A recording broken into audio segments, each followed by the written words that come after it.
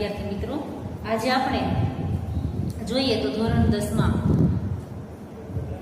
વ્યાકરણ જે છે એના મુદ્દાની સમજૂતી જે છે એ આપણે મેળવવાની છે કે સમગ્ર વર્ષ દરમિયાન આપણા ગ્રામર જે છે, વ્યાકરણ જે છે એના કેટલા મુદ્દાઓ આવે છે. તો આપણે અગાઉ પણ જોયું હતું કે ધોરણ 10 જે છે એમાં ગ્રામર જે છે એ 20 માર્કની પરીક્ષામાં પૂછાય છે. તો આ 20 માર્કનું ગ્રામર જે છે એના આપણે મુદ્દા જોઈએ તો 20 મુદ્દા છે. 2 મુદ્દા જે છે એ રિપીટ થાય છે. એક તો છંદ જે છે એ ઓળખાવો એવો પ્રશ્ન પૂછે છે, અને એક જે છે એ છંદનું ઉદાહરણ આપેલું છે, એને આપણે નીચે સમજૂતીમાં સમજાવવાનું છે કે ભાઈ આ ઉદાહરણ જે છે એ આ છંદનું છે. બીજું એ કે વાક્યના પ્રયોગો છે એમાં કર્તરી, કર્મણી, ભાવે અને પ્રેરક 4 વાક્યના પ્રકાર આવે છે. તો કર્તરી અને કર્મણી વાક્ય જે છે એ બંને સાથે આવે છે, અને પ્રેરક વાક્ય જે છે એ અલગથી 1 માર્કમાં પૂછાય છે. એટલે ટોટલ 18 મુદ્દા થયા. ગ્રામરના પાઠ્યપુસ્તકના કુલ મુદ્દાઓ અને પાઠ્યપુસ્તકમાં આવતા તો કે કેવા મુદ્દાઓ, તો કે સમાનાર્થી શબ્દ, વિરુદ્ધાર્થી શબ્દ, શબ્દ સમૂહ માટે એક શબ્દ, રૂઢિપ્રયોગ, કહેવત, આ બધા જે છે એ આપણી પાઠ્યપુસ્તકમાંથી જ પરીક્ષામાં પૂછે. તો આ દરેક મુદ્દા જે છે એની સામાન્ય સમજૂતી હોય. જ્યારે આપણે સિવાયના ક્યાં, તો કે અલંકાર છે, સમાસ, ત્યાર પછી છંદ, વાક્યના પ્રયોગો, આ બધા મુદ્દા જે છે એને આપણે સમજૂતી સાથે શીખવા પડે. ત્યારે આપણે આ ગ્રામરના મુદ્દા જે છે એ આપણે સૌપ્રથમ બોર્ડ ઉપર લખી અને જોઈએ કે ભાઈ આટલું ગ્રામર જે છે એ આપણી 10મા ધોરણની પરીક્ષામાં પૂછાશે. તો પહેલો મુદ્દો જે છે આપણે નંબર વાઇઝ લખશું. તો કે પહેલો મુદ્દો જે છે એ શું આવશે, તો કે જોડણી.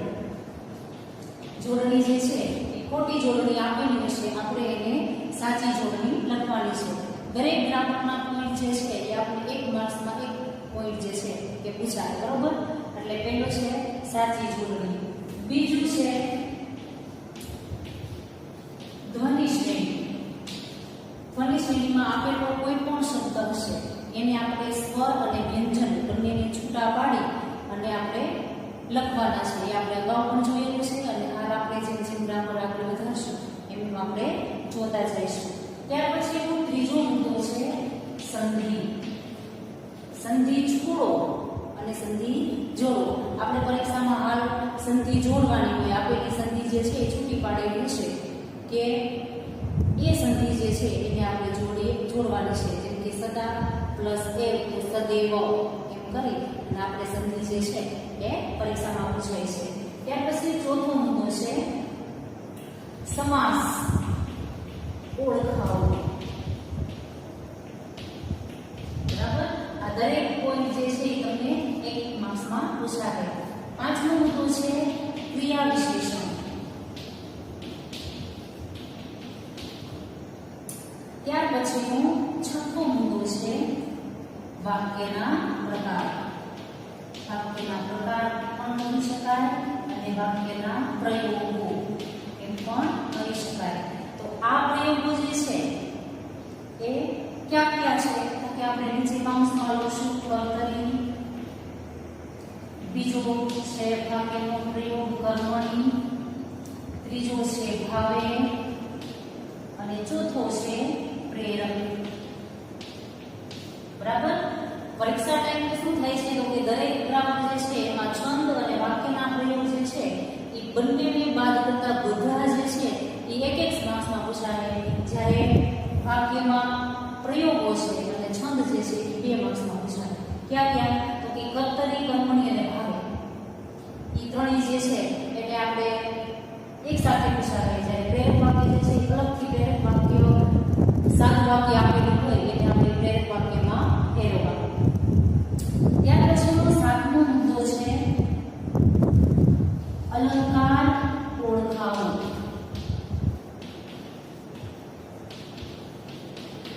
બરોબર. ત્યાર પછીનો 8મો મુદ્દો છે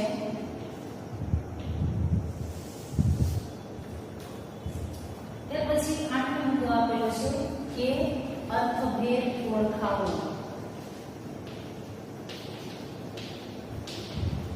હવે આમાં શું છે, તો કે આપણે અર્થભેદ જે છે એમાં એક સરખા બે સમાન શબ્દ આપેલા છે, બંને શબ્દ જે છે એના અલગ અલગ અર્થ જે છે એ આપણે લખવાના રહેશે. આપણે આગળ પેલું કાવ્ય જે છે એ જ્યારે સમજાવ્યું ત્યારે મેં તમને કીધેલું છે. ત્યાર પછી 9મો મુદ્દો છે છંદ ઓળખાવો. બરોબર?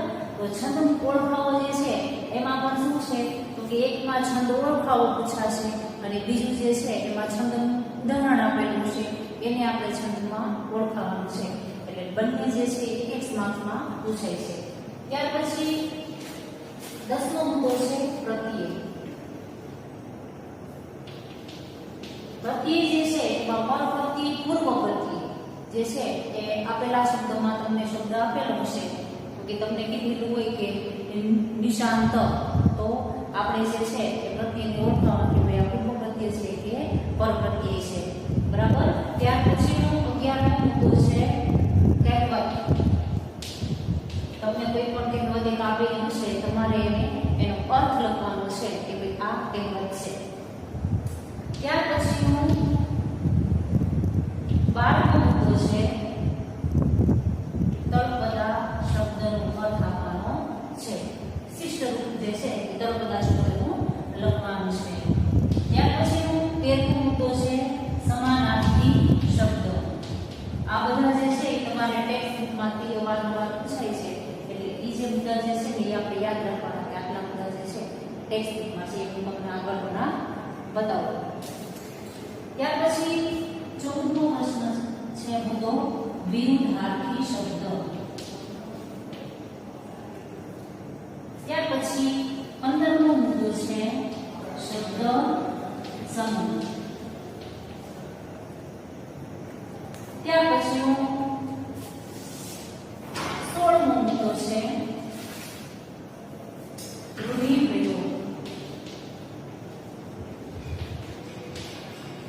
17મો મુદ્દો છે સંજ્ઞા ઓળખાવો.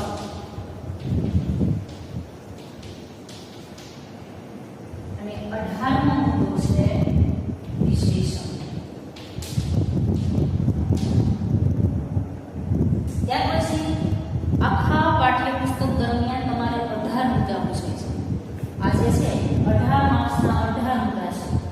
તો આ 18 સિવાયના બીજા બે જે છે 20 માર્કમાં ગ્રામર પૂછાય છે. તો આપણને એમ થાય કે બીજા 2 માર્ક્સ જે છે આમાં ઘટે, તો એવી 2 માર્ક્સમાં ક્યાં લેવા જાય તો કે મેં અગાઉ કીધું એમ કે તમને જે છે એ પ્રેરક વાક્ય, એ વાક્યના પ્રયોગ જે છે એમાંથી આ પ્રેરક વાક્ય જે છે એને અહીંયા લઈ લેવામાં આવેલું છે કે પ્રેરક વાક્યને અલગથી 1 માર્ક્સમાં પૂછે છે. બરોબર? એટલે 19 અને 20 છે છંદનું ઉદાહરણ. એકમાં તમને છંદ જે છે એ સમગ્ર સમજૂતી સાથે છંદ જે છે એ લખવાનું કે ભાઈ આ જે છે એ મનહર છંદ છે, એમાં આટલી વસ્તુ છે એ આખો પેરેગ્રાફ સહિત લખવાનું રહેશે. અને આમાં તમને કોઈ પણ એક ઉદાહરણ આપેલું છે કે અસત્યોમાં હેથી પ્રભુ પરમ સત્ય તું લઈ જા, એવું ઉદાહરણ આપેલું હોય કાવ્ય પંક્તિનું. તો આપણે એને લઘુ ગુરુમાં ગોઠવી એમાં અક્ષરો ગણી અને આપણે એને ઓળખાવાનું છે. એ સમગ્ર સમજૂતી આપો ત્યારે આપણને ખબર પડે કે ભાઈ આટલા શબ્દો હોય, આટલા શબ્દ એ યતિ આવે અને એ મુજબ તમારે છંદ જે છે એ ઉદાહરણ આપવાનું રહેશે. એટલે આ 20 તમારા ટોપિક છે કે પરીક્ષામાં તમારે આ 20 માર્ક્સનું ગ્રામર જે છે એ 20 માર્ક્સમાં પૂછાશે. તો આટલા મુદ્દાને ધ્યાનમાં રાખવાના. એમાં આપણે જોઈએ તો કે એક જોડણી છે. બરોબર? જોડણી છે. ત્યાર પછી આ પ્રત્યય છે, કહેવત છે, તળપદા શબ્દ, સમાનાર્થી, વિરુદ્ધાર્થી, શબ્દ સમૂહ, ત્યારબાદ રૂઢિપ્રયોગ. આટલા બધા જે છે ને એ આપણે ટેક્સ્ટ બુકની આધારે, કેમ કે આની કોઈ વ્યાખ્યા ન હોય, આ સીધે સીધું આપેલું હોય, રૂઢિપ્રયોગ આપેલો હોય તો રૂઢિપ્રયોગનો અર્થ લખવાનો, કહેવત આપેલી હોય તો કહેવતનો અર્થ લખવાનો સમાનાર્થી શબ્દ હોય કેમ કે આની કોઈ સમજૂતી હોઈ શકે નહીં. અને ઈ સિવાયના જે મુદ્દા છે ક્યાં ક્યાં તો કે ધ્વનિ શ્રેણી છે, સંધિ, સમાસ, ક્રિયા વિશેષણ, વાક્યના પ્રકાર અથવા પ્રયોગો, પછી અલંકાર, અર્થભેદ, અછંદ, કહેવત અને સંજ્ઞા, વિશેષણ, પ્રેરક અને છંદનું ઉદાહરણ. એ તો જે છે એ આપણે આમાં સમાવેશ કરેલો છે. એને આપણે સમજૂતી સાથે વ્યાખ્યા સહિત આપણે એમને લખવાનું છે. તો આટલા આપણા વ્યાકરણના મુદ્દાઓ. એવું તમારે તમારી ટેક્સ્ટ બુક જે હોય એના આધારે આપણે જે પણ કંઈ વ્યાકરણ લખાવવામાં આવશે એ વ્યાકરણ જે છે એને ધ્યાનમાં રાખી અને આપણે જે તમારી વ્યાકરણની બુક જે છે એના નામનું પેજ મૂકી એની પછી તમારે આ 20 મુદ્દા લખવાના છે. 20 મુદ્દા લખાઈ જાય ત્યાર પછી ફરી એક પાછળનું પેજ જે છે એમાં હું તમને સમજૂતી સહિતના જે મુદ્દા જે છે એ સમજૂતીવાળા મુદ્દા દરેક મુદ્દા જે છે એ તમને હું લખાવીશ. તો આ સમજૂતીના મુદ્દા તમારે લખવાના છે.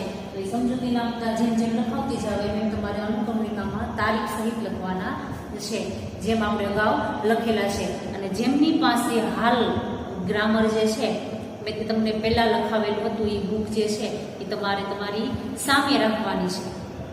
અને બુક જે છે એ ખુલ્લી રાખી અને તમારે ધ્યાન રાખવાનું છે કે ભાઈ આ ગ્રામરનો આ પોઈન્ટ જે છે એ ચાલી રહ્યો છે તો આમાં આપણે કેવી રીતે આગળ વધીએ. કેમ કે ગ્રામરના આધારે તમને હું જે પણ કંઈ સમજૂતી આપું છું એ તમને હોમવર્કમાં આપવામાં આવશે.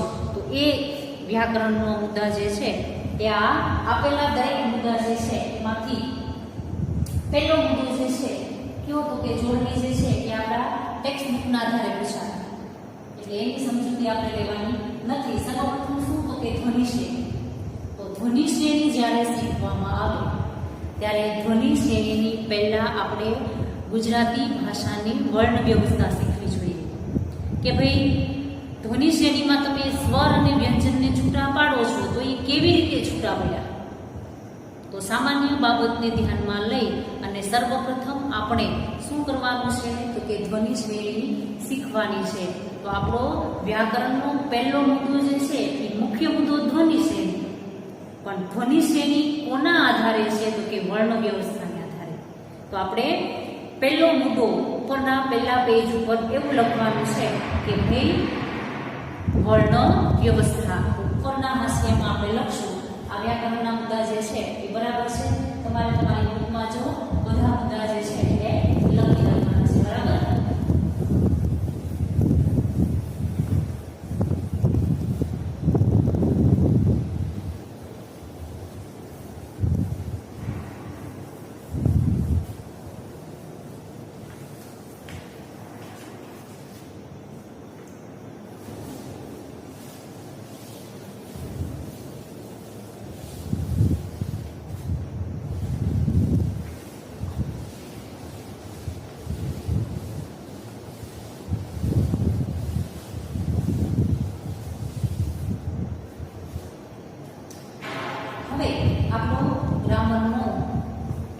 વ્યાકરણનો પહેલો મુદ્દો છે શું તો કે પહેલો મુદ્દો આપણે જોઈશું કે પહેલા મુદ્દામાં આપેલ છે વર્ણ વ્યવસ્થા.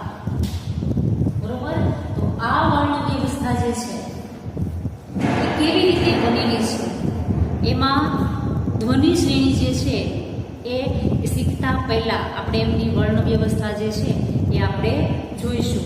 તો કે સામાન્ય રીતે એવું કહી શકાય કે આપણા વિચારો સામેવાળી વ્યક્તિ સમક્ષ રજૂ કરવા માટે આપણે ભાષાનો ઉપયોગ કરીએ છીએ. તો કે આ ભાષા જે છે એ સરળ કહીએ તો વાક્યો. કોઈ પણ વ્યક્તિ જે છે એ કાંઈ પણ બોલે છે તો એની ભાષામાં પોતે વાત કરે છે. તો ભાષામાં વાત કરતા પહેલા એ શું કરે છે તો કે વ્યક્તિ બોલતા શીખીએ ત્યાંથી લઈ અને સંપૂર્ણ રીતે બોલી શકે ત્યાં સુધીમાં એ વાક્ય જે છે એ કેવી રીતે બન્યું તો તો કે કોઈ પણ વાક્ય જે છે એ શબ્દોનું બનેલું હોય છે અને શબ્દ જે છે એ અક્ષરોના બનેલા હોય છે. તો આ અક્ષરમાં બાળક જે છે એ નાનું હોય ત્યારે જે પણ કાંઈ એક અક્ષરમાં આપણે અને બધા જ માણસો જે છે એ બોલતા શીખે તો સર્વપ્રથમ એક અક્ષર બોલે, માં બોલે, બા બોલે. તો આ દરેક અક્ષરથી માણસ જે છે એની ભાષાની શરૂઆત થાય. તો સર્વપ્રથમ અક્ષર જે છે એને બોલતા આગળ જેમ જેમ વધે છે એમ એ શબ્દ બને છે. શબ્દમાંથી વ્યક્તિની અંદર એવી સમજ પેદા થાય છે કે વ્યક્તિ જે છે એ સમગ્ર રીતે યોગ્ય ગોઠવણ કરી અને જ્યારે બોલવામાં આવે ત્યારે વાક્ય સ્વરૂપે સામેવાળી વ્યક્તિને સમજાય એવી રીતે બોલે ત્યારે એ વાક્ય બને. તો કોઈ પણ ભાષા હોય, કોઈ પણ ભાષામાં કોઈ વ્યક્તિ બોલે છે એ આપણા અંદર રહેલા જે વિચાર જે છે, ભાષાશાસ્ત્રીઓ શું કહે છે કે વ્યક્તિની અંદર કોઈ પણ વિચાર રહેલો છે એ વિચાર રજૂ કરવા માટે સર્વપ્રથમ પોતે યોગ્ય ભાષાનો ઉપયોગ કરે છે. તો આ ભાષા જે છે એ કેવી રીતના બોલી શકે? તો કે અક્ષરમાંથી શબ્દ અને શબ્દ પછી વાક્યો. વાક્ય જે છે એ યોગ્ય ગોઠવણવાળું હોઈ શકે. તો એ ગોઠવણથી સર્વપ્રથમ વ્યક્તિ જે છે એ પોતાનો ભાવ જે છે, પોતાનો વિચાર જે છે એ સામેવાળી વ્યક્તિ સમક્ષ રજૂ કરશે. અને સામાન્ય રીતે આપણે વધુ સચોટ રીતે કહેવું હોય તો એમ કહી શકાય કે ભાષા જે છે એ એક પ્રકારની એવી વ્યવસ્થા છે કે એમાં કેટલાક ધ્વનિઓ એટલે કે સ્વર અને વ્યંજન હોય છે. તો કે વ્યક્તિ જે ઉચ્ચારણ કરે છે તો વ્યંજન આધારે કોઈ પણ વ્યંજન હોય એ જ્યારે એકલો અક્ષર હોય તો એ અક્ષર જે છે એને થોડો બતાવવામાં આવે, કેમ કે એમની પાછળ બીજો કોઈ અક્ષર રહેલો નથી. પણ એનું જ્યારે અક્ષરમાં પુનરાવર્તન થાય, જ્યારે અક્ષર જે છે એમાંથી જ્યારે શબ્દ બને છે ત્યારે એની યોગ્ય વ્યવસ્થા બને છે અને એ વ્યવસ્થાને આધારે આપણે એ શબ્દ જે છે એને છૂટો પાડીએ, અક્ષરે અક્ષર લખીએ ત્યારે એમાંથી એક પ્રકારનું ધ્વનિ પેદા થાય છે અને એ ધ્વનિ એટલે સ્વર અને વ્યંજન. આપણે સર્વપ્રથમ આપેલી વ્યાખ્યા જે છે એને આપણે બોર્ડ ઉપર લખીશું. કેવી રીતે? તો કે સામાન્ય રીતે આપણા વિચારો સામેની વ્યક્તિ સમક્ષ રજૂ કરવા આપણે ભાષાનો ઉપયોગ કરીએ છીએ. આથી એની સામાન્ય વ્યાખ્યા કે કોઈ પણ વ્યક્તિ જે છે એ પોતાનો વિચાર સામેવાળી વ્યક્તિ સમક્ષ રજૂ કરે ત્યારે એ પોતે પોતાની ભાષામાં વાત કરે છે. તો એ ભાષા જે છે એનો ઉપયોગ કરે છે ત્યારે આ ભાષા જે છે શું છે કે આ ભાષા એટલે સરળ રીતે કહીએ તો વાક્ય. ત્યાર પછી શું કહે છે કે આ ભાષા જે છે એને આપણે સરળ રીતે સાદી ભાષામાં કેવું હોય તો શું કહી શકીએ?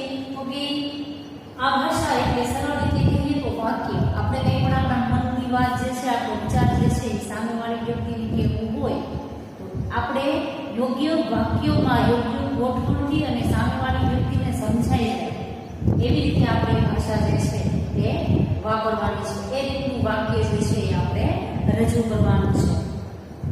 ત્યાર પછી આગળ એમ કહે છે કે વાક્ય એ આપણા વિચાર રજૂ કરવા માટેનો એકમ છે. કે વાક્ય જે છે એ આપણી અંદર રહેલા વિચાર જે છે એ રજૂ કરવા માટેનું એકમ છે. ન બોલી આપણે અંદર ઘણું બધું આપણે કહેવું હોય અને જ્યારે આપણી ભાષા જે છે એનો ઉપયોગ ન કરીએ, આપણે ઊંઘા રહીએ, કંઈ બોલીએ નહીં તો સામેવાળી વ્યક્તિ જે છે એને કે આ વ્યક્તિને શું કહેવું છે. તો એના માટે વ્યક્તિ જે છે એનો મુખ્ય એકમ છે શું? તો કે પોતાના વાક્ય, જે પોતાની અંદર રહેલી ભાષા છે, કોઈ પણ ભાષા હોઈ શકે, એ ભાષામાં પોતે પોતાનો વિચાર જે છે એ એકમ સ્વરૂપે રજૂ કરે છે. ત્યાર પછી વાક્યો જે છે એ શબ્દોના બનેલા છે. કોઈ પણ વાક્ય જે છે એ આપણા વાક્ય ન હોઈ શકે, પણ વાક્ય જે છે એની યોગ્ય રજૂઆત ક્યારે થાય તો કે શબ્દ જે છે એ અલગ અલગ શબ્દો તે ભેગા કરવામાં આવે, યોગ્ય ગોઠવણ કરવામાં આવે ત્યારે એ વાક્ય બને છે. શબ્દો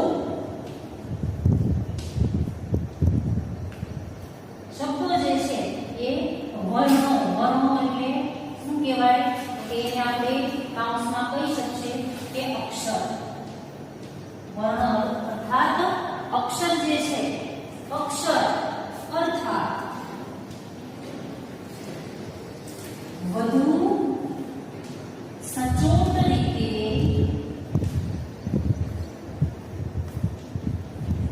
કહેવું હોય તો ધ્વનિ. આ એનો અર્થ વર્ણ એટલે સામાન્ય રીતે એનો અર્થ થાય કે અક્ષર, પણ આપણે એને વધારે સચોટ રીતે કેવું હોય તો એક પ્રકારનું એવું ધ્વનિ ના બને છે. તો આ થઈ એની આટલી મુખ્ય સમજૂતી. હજી આપણે આગળ લખીશું, પણ આટલી સમજૂતી છે કે ભાઈ આપણા વિચાર સામેવાળી વ્યક્તિની સમક્ષ રજૂ કરવા માટે આપણે ભાષાનો ઉપયોગ કરીએ છીએ. આ ભાષા જે છે, ભાષા એટલે સરળ રીતે કહીએ તો વાક્યો, અને વાક્ય એ આપણા વિચાર રજૂ કરવા માટેનું એક એકમ છે. વાક્ય એ શબ્દોના બનેલા હોય છે, અને શબ્દો એટલે કે વર્ણ એટલે કે અક્ષર. એ શબ્દો જે છે એ અક્ષરના બનેલા હોય છે, પણ આ અક્ષર જે છે એ બધું આપણે સચોટ રીતે કેવું હોય તો એક પ્રકારનો એવો ધ્વનિ જે છે એમાંથી એ બને છે. આ એની સામાન્ય મુખ્ય સમજૂતી થઈ કે ભાઈ વર્ણ વ્યવસ્થા જે છે એ આપણી કેવી છે. હજી તો ઘણી બધી વર્ણ વ્યવસ્થા જે છે એ મોટા પ્રમાણમાં છે, પણ આ એની મુખ્ય આટલી સમજૂતી થઈ. બરાબર. આ તમારી નોટબુક જે છે એમાં પહેલો પોઈન્ટ પર લખવાનું છે વર્ણ વ્યવસ્થા, ત્યાર પછી આ વ્યાખ્યા લખવાની છે, અને હજી આ વ્યાખ્યા જે છે એ અધૂરી છે, એટલે આટલી વ્યાખ્યા તમે લખી નાખો. પછી અહીંયા પાછળથી શરૂ કરવાનું છે. શું કે લખો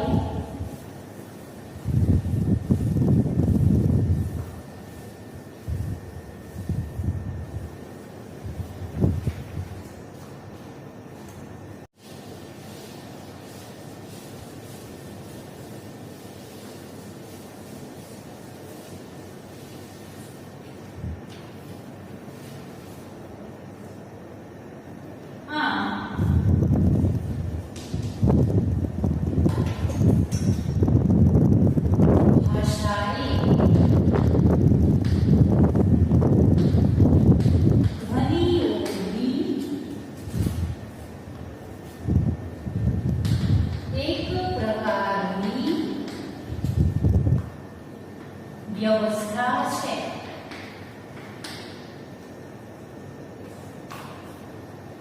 આ ધ્વનિઓમાં કેટલાક સ્વર અને વ્યંજન હોય છે. આ થઈ તમારી વર્ણ વ્યવસ્થા. કે સામાન્ય રીતે વ્યક્તિ પોતે શું કરે છે કે પોતાના વિચારો સામેવાળી વ્યક્તિ સમક્ષ રજૂ કરવા માટે ભાષાનો ઉપયોગ કરે છે.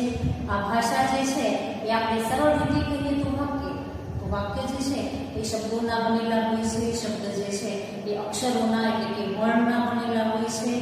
કે આ ભાષાઈ ધ્વનિઓની એક પ્રકારની એવી વ્યવસ્થા છે. તો આ ધ્વનિ જે છે એને આપણે સ્વર અને વ્યંજન હોય છે. તો આ સ્વર અને વ્યંજન જ્યારે આપેલો શબ્દ જે છે એને આપણે છૂટો પાડશું ત્યારે સ્વર અને વ્યંજન જે છે એ અલગ છૂટા પડી જશે. એ આપણી ધ્વનિ શ્રેણી બનશે. બરોબર. આટલું આપણી બુકમાં પહેલો જ મુદ્દો જે છે વર્ણ વ્યવસ્થામાં તમારે લખવાનું છે. તો હવે વર્ણ વ્યવસ્થામાં આપણે સર્વપ્રથમ શું જોઈશું? તો કે સર્વપ્રથમ જોઈશું સ્વર. કોને કહી શકાય? તો કે એક કરીને તમારે લખવાનું કે સ્વર. બરોબર? સ્વરમાં શું લખશું? તો કે એની મુખ્ય વ્યાખ્યા આપેલી છે કે જે અક્ષરોનું ઉચ્ચારણ બીજા કોઈ પણ અક્ષરના ઉચ્ચારણની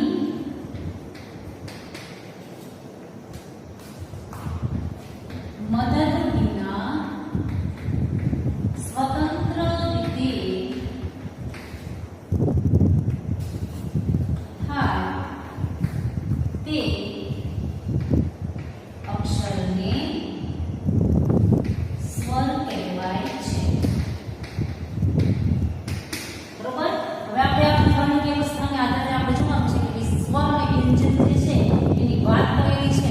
તો આ સ્વર અને વ્યંજન જે છે એ કોને કહેવાય? તો કે પહેલો જ મુદ્દો છે સ્વર. સ્વર કોને કહેવાય? તો કે જે અક્ષરનું આપણે ઉચ્ચારણ કરતા હોય એમાં બીજા કોઈ પણ અક્ષરના ઉચ્ચારણની મદદ વિના એકલા સ્વતંત્ર રીતે કરવામાં આવે કે જે બોલતાની સાથે વ્યંજનનો આપણે કોઈ પણ અક્ષર બોલવામાં આવે જેમ કે ક બોલવી તો ક ની પાછળ ક રહેલો છે ક. બરોબર? તો એને આપણે સ્વર ન કહી શકીએ. શું કામ? તો કે વ્યંજન છે.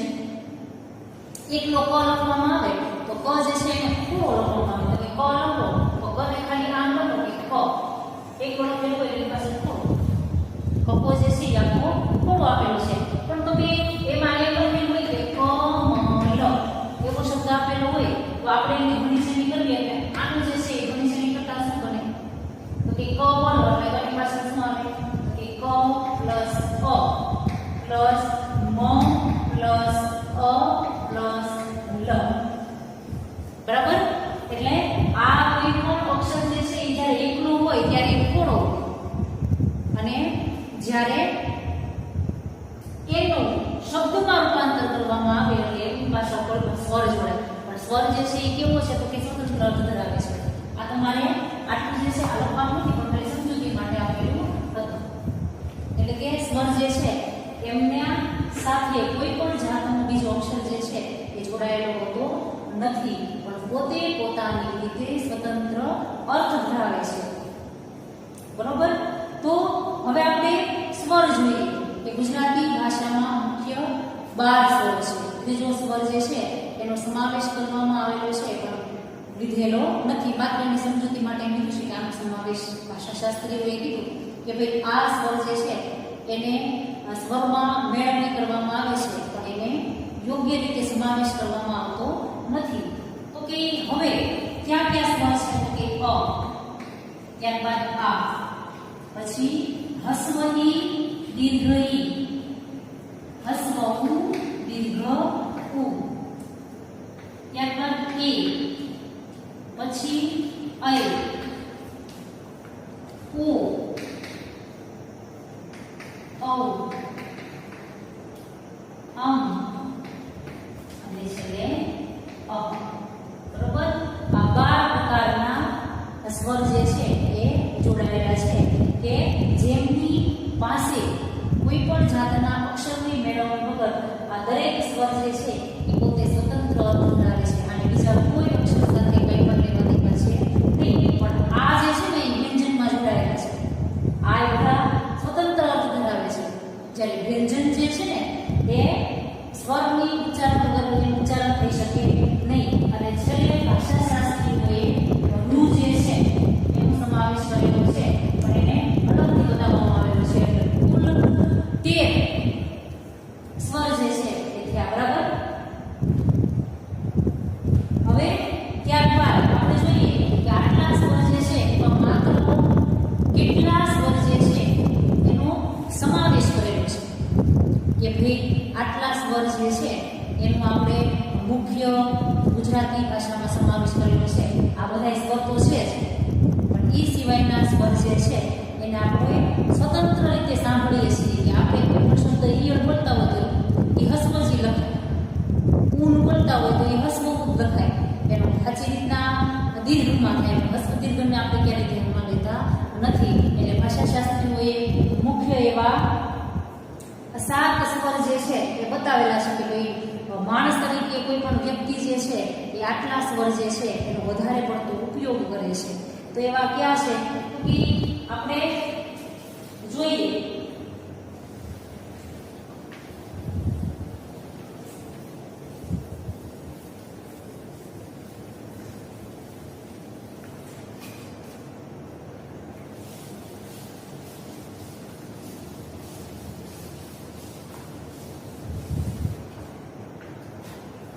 તો નીચેથી તમારે પેરેગ્રાફ પાડી લખવાનું છે કે આપણે સ્વતંત્ર સ્વર તરીકે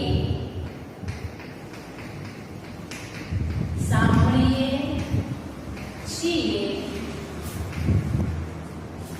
અને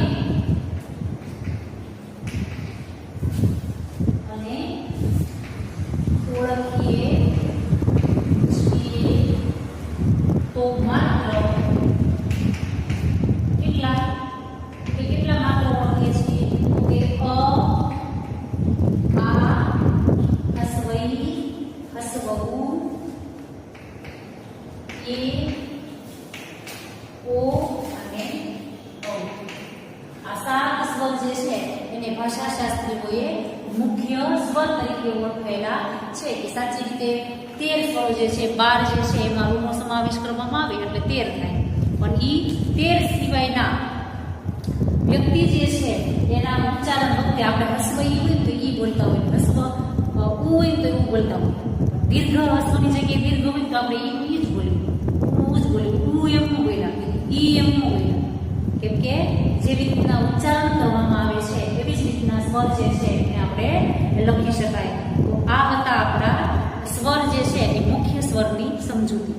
સર્વપ્રથમ આપણે વર્ણ વ્યવસ્થા જોઈ તો કે વર્ણ વ્યવસ્થાની સામાન્ય આપણે સમજૂતી કે વ્યક્તિ જે છે એ સામેવાળી વ્યક્તિ સમક્ષ પોતાનો વિચાર રજૂ કરવા માટે યોગ્ય ભાષાનો ઉપયોગ કરે છે. આ ભાષા જે છે એ સામાન્ય રીતે શું તો કે ભાષામાં જે પણ ભાષાનો ઉપયોગ કરે છે એ વાક્યોના બનેલા હોય છે. વાક્ય જે છે એ શબ્દોના બનેલા હોય છે, શબ્દ જે છે એ અક્ષરોના બનેલા હોય છે. અને આ અક્ષર જે છે એની સ્વતંત્ર રીતે જ્યારે ઉચ્ચારણ કરવામાં આવે ત્યારે એ સ્વર બન્યા. તો આપણે જે સમજૂતી મેળવી એ મુખ્ય સ્વરની મેળવી. હજી આપણે ધ્વનિ શ્રેણી જે છે એની યોગ્ય સમજૂતી માટે આપણે માત્ર આટલી સમજૂતી પ્રાપ્ત કરી શક્યા કે ભાઈ વર્ણ વ્યવસ્થા કોની કહેવાય, વ્યક્તિ જે છે એ પોતાની ભાષાનો ઉપયોગ કેવી રીતના કરે છે. તો આપણે ધ્વનિ શ્રેણી શીખતા પહેલા જો વર્ણ વ્યવસ્થા શીખવામાં ન આવે તો ધ્વનિ શ્રેણી જે છે આપણને ક્યારેય પણ આવડી શકે નહીં. તો આટલી મુખ્ય સમજૂતી મેં તમને બોર્ડ ઉપર જે લખાવી એ દરેક સમજૂતી તમે તમારા બુકના પહેલા પેજ મેં કીધું એમ કે પહેલા લખાવી એ અનુક્રમિકા વિશે 20 ગ્રામરના પોઈન્ટ લખવાના છે. એના પછીનું પેજ જે છે એમાં જે હું તમને સમજૂતી આપું એ પોઈન્ટ વાઇઝ લખવાનું કે ભાઈ પહેલું પોઈન્ટ કયો થયો તો કે ધ્વનિ શ્રેણી થઈ અથવા વર્ણ વ્યવસ્થા થઈ. તો વર્ણ વ્યવસ્થા થઈ એની જે દિવસે જે તમને ગ્રામરનો મુદ્દો ભણાવવામાં આવે એની તારીખ સહિત લખવાની કે ભાઈ આ વર્ણ વ્યવસ્થા તારીખ આ બરોબર. એના પછી ધ્વનિ શ્રેણી ભણાવવામાં આવે તો આ થઈ આપણી સામાન્ય સમજૂતી. તો આટલી જે સમજૂતી જે છે એ આપણે મેળવ્યા બાદ હવે પછી નેક્સ્ટ વિડીયો જે છે એમાં આપણે સ્વર જે છે એના મુખ્ય પ્રકારો ક્યાં ક્યાં છે તો કે સજાતીય સ્વર, વિજાતીય સ્વર, આની સમજૂતી આપણે મેળવશું. કેટલી મિનિટ? 33 કે 34 મિનિટ.